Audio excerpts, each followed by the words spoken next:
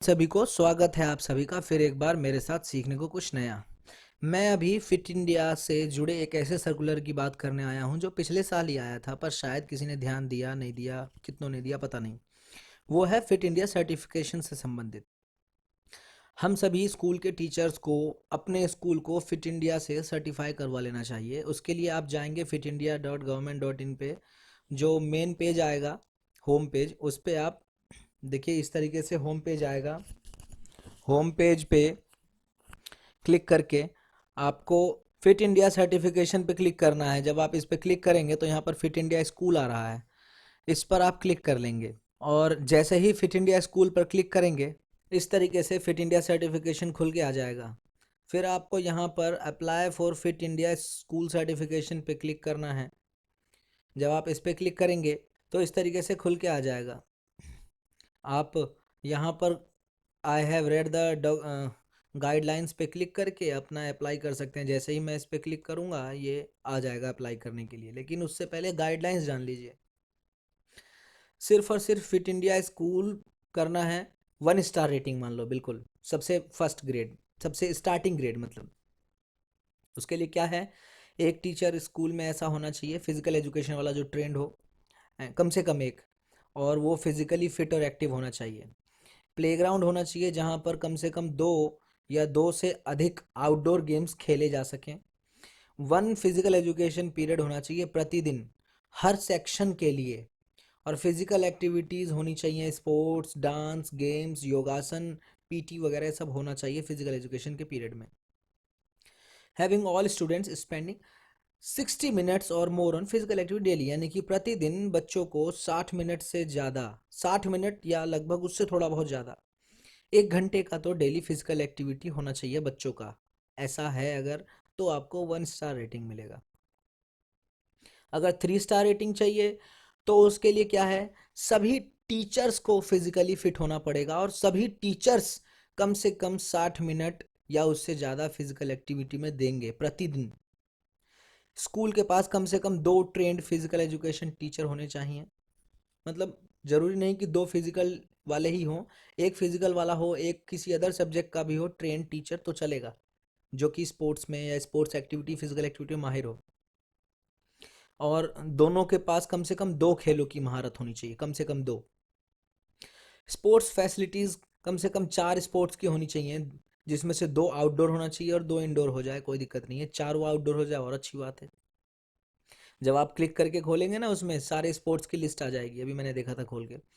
हर student के को कम से कम 2 स्पोर्ट्स सीखना है, खेलना है, जिसमें से एक ट्रेडिशनल हो सकता है, इंडिजीनस हो सकता है, लोकल गेम हो सकता है, कुछ भी, कोई भी, कबड्डी, अब गिल्ली डंडा और कंचे मत खिलाने लगना।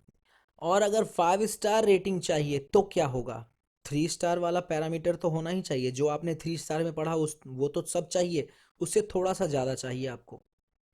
स्कूल को कम से कम इन इंट्रा स्कूल कंपटीशन करवाने हैं क्वार्टरली। अभी तो मंथली लिखा है यहाँ पर, वैसे जब पीछे जाएंगे फॉर्म भरेंगे तो उसमें क्वार्टरली आ रहा था। स्कूल को कम से कम monthly intra school sports competition करवाना चाहिए। अब मंथली ना हो तो कम से कम क्वार्टरली तो हो ही, जिसमें बच्चे आपस में पार्टिसिपेट करें। और एनुअल स्पोर्ट्स डे मनाना चाहिए। तो चलो, एनुअल स्पोर्ट्स डे तो ज़्यादातर स्कूलों में मनाया जाता ही है, उसके लिए तो इस बार फंड भी आया था। पर मंथली या क्वार्टरली की बात की जा रही है। सारे टीचर्स फिजिकल एजुकेशन में ट्रेंड होने चाहिए, मतलब स्कूल के सभी टीचर्स की फिजिकल एक्टिविटीज़ बढ़िया होनी चाहिए, किसी न किसी खेल में रुचि होना चाहिए, स्पोर्ट्स एक्टिविटीज़ होनी चाहिए, फिटनेस अच्छा होना चाहिए। स्कूल के पास 2 या 2 से अधिक स्पोर्ट्स कोच होने चाहिए, वो फिजिकल टीचर भी हो सकते हैं। स्कूल फिजिकल एजुकेशन करिकुलम जो एनसीईआरटी द्वारा दिया गया है उसको फॉलो करता हो। स्कूल एनुअल फिटनेस असेसमेंट करता हो बच्चों का, मतलब पूरे साल में एक बार कम से कम फिटनेस टेस्ट होता हो बच्चों का। आप जिस भी प्रोटोकॉल से करवाइए, आफर्ड से करवाइए, क्रॉस वेबर से करवाइए, या फिर रॉकपोर्ट 1 माइल टेस्ट से करवाइए, जैसे भी आपको करवाना है।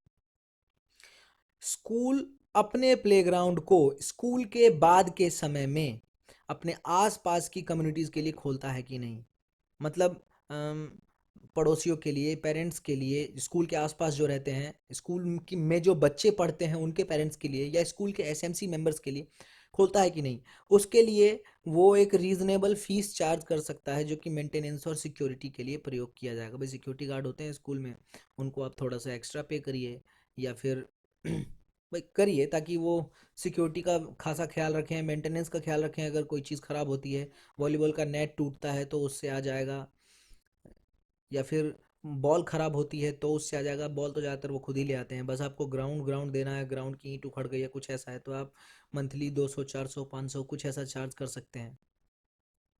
मंथली 500 तो बहुत कम होता है, आप इतना अगर चार्ज करेंगे तो आराम से कोई आके खेल सकता है।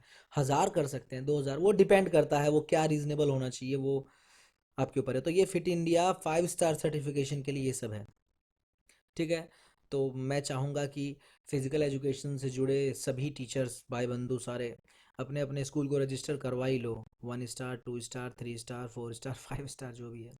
हाँ समझता हूँ, एक मन में जो दुख है, जो कुंठा है कि भाई खेल तो खिलाने देते नहीं हैं।